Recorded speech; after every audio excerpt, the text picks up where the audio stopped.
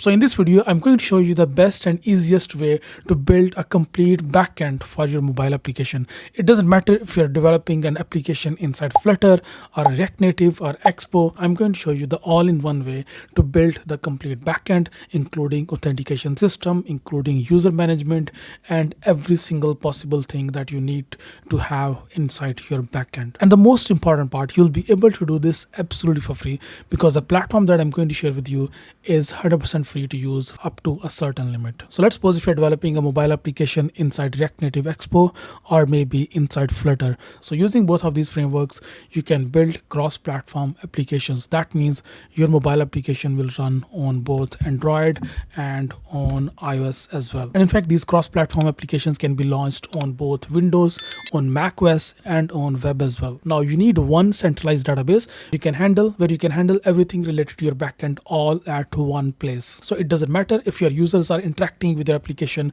from Android or from iOS or from Windows, from PC, from macOS, from iPad, whatever platform they are using to interact with your application, everything should be absolutely synchronized in your backend. So to achieve that, we can use a backend development platform, something like insforge.dev. Now using something like insforge can simplify the entire backend development process, and also you can use insforge in variety of different IDEs, something like Cursor, Windsurf, Cloud Code, Copilot, Google Anti-Gravity, Codex, Client, Windsurf.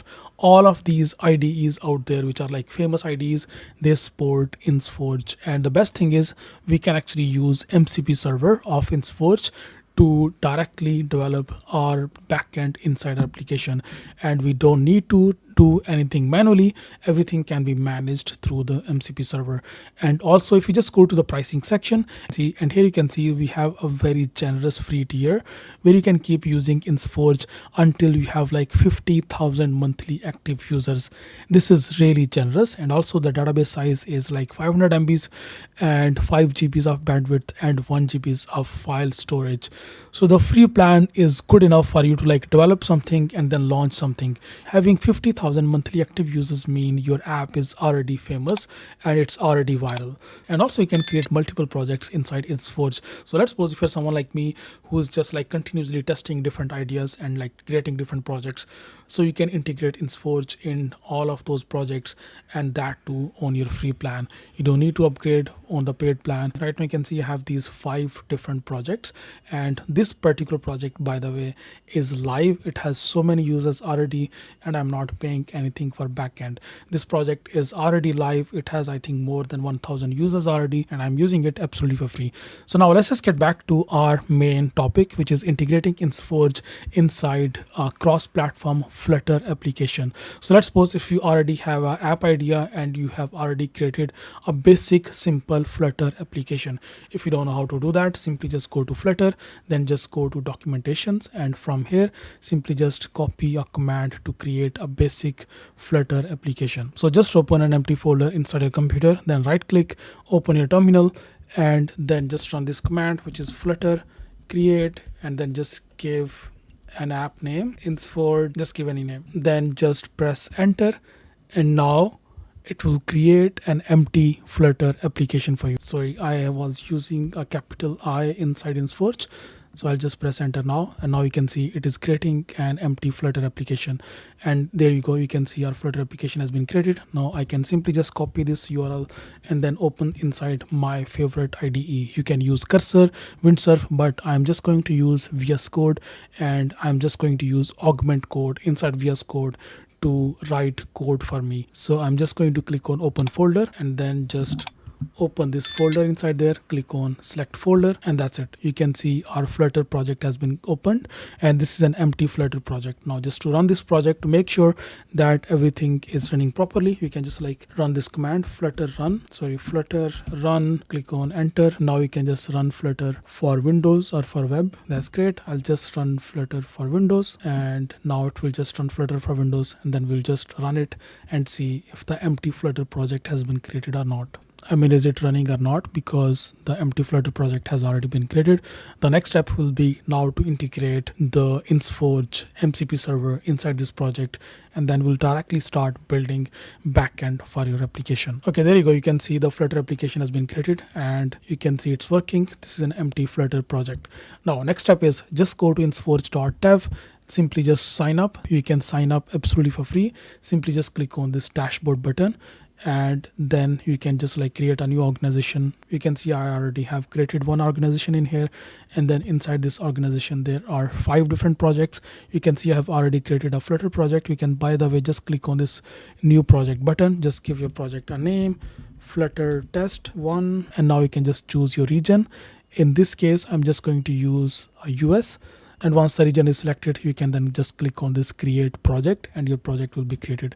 I have already created a project, so I will just go back to my organization and just go back to Flutter. Now once that is done, the next most important part here is to connect your InsForge MCP server with your project that you have already created inside VS Code or inside Cursor. So you can just like click on this connect button in here on top right, then you can just click on this option which is like install InsForge, and here you can find there are different IDEs which are supported. Cursor is supported, Cloud Code is supported, Tray AI is supported, Klein is supported, RuCode, Coder, Copilot, Anti-Gravity, Codex, Kiro, OpenCode, and then there is another option which is MCP JSON. So that option is for any other IDEs which are not mentioned in here. So let's suppose our augment code is not mentioned in here. So you can just like copy this MCP configuration from here. You can just go back to VS Code and then you can just like add the MCP server settings directly in here manually. The process to install MCP server is almost similar, kind of similar in almost all of these different IDEs. The process inside augment code is also very similar.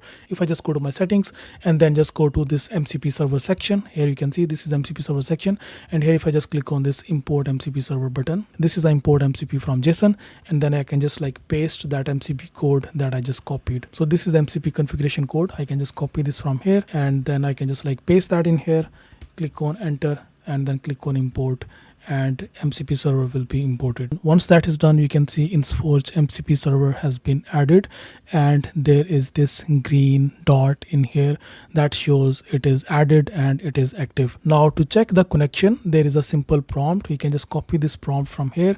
You can then just give that command inside augment code and then press enter, or just like inside any other AI code editor, you can then just give this simple prompt. The prompt is simple. I'm using InsForge as my backend platform called InsForge MCP to fetch documentation. So you can see apparently it has already like fetched the documentation. So that means the MCP server has been connected and this project has been connected to MCP server.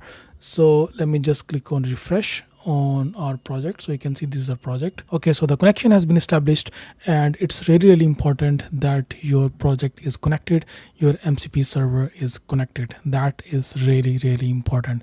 Once that is done, you can say most of your work is done. Rest of the work is going to be now managed by your AI code editor and the InsForge MCP server. And here even you can see inside this augment code, the connection verified and configuration updated. Everything was done by augment code. I did not do anything. Next step is now you can just like ask it to build maybe authentication system. So I've just opened a fresh chat. I'm just going to give it a prompt. Please create authentication system for this project using InsForge MCP server. That's it. Let's just give it that, and then also let's just ask it to also please add social login as well. That's it. That's my simple prompt. I'll just press enter, and now augment code will actually start working on that. So let's just wait for it to finish that. Okay, there you go. Apparently the authentication system has been created. Let me just run this project by simply just running this command flutter run. Press enter. Okay, that's it. Our project is running. That's amazing. And login screen is looking all right. You can of course enhance the design of the login screen, but that's not our main concern. Our main concern right now is to check the authentication system. So what we can do, we can simply just click on this doesn't have an account, click on register. I can just give my name in here, my email address, and then let me just give my password. I am just going to give the easiest password in here, then click on register, and let's just see. Okay, perfect. The verification email has been sent. That means it has already added the email verification system. Now let me just check my email. There you go. You can see we have just received this verification code, and it was sent 0 minutes ago, and it was sent from insforge.dev. That is amazing. Everything is working. I can just copy this code from here. I can just come back to my app, click on enter my code, click on verify, and now there you go. You can see email verified successfully. I can see this notification in here, and I am just logged in. Now if I just come back to InSforge, inside my InSforge project, you can see if I just go to this authentication section, let me just go to the user section, and here you can see I just signed up right now, just literally 1 minute ago. This is my record, user record in here. Right now it's 8:15 a.m. here in London, and it's 8:14 when I signed up on using this email. There you go. You can see email address is here, email, the provider. I logged in using email. I did not logged in using the Google login. So my username is here, user ID is here, everything is working perfectly. We literally did not do anything. We just connected InSforge MCP server with our project, and rest of the process was managed by our AI code editor. Now if I just go to this table section, here you can see I have different tables. One is profiles, another one is shared tables, then there is content ideas. So these are different tables that it has just created, and these are actually tables that are just for our application. We did not actually give any idea, so it has just basically created a basic application with content ideas.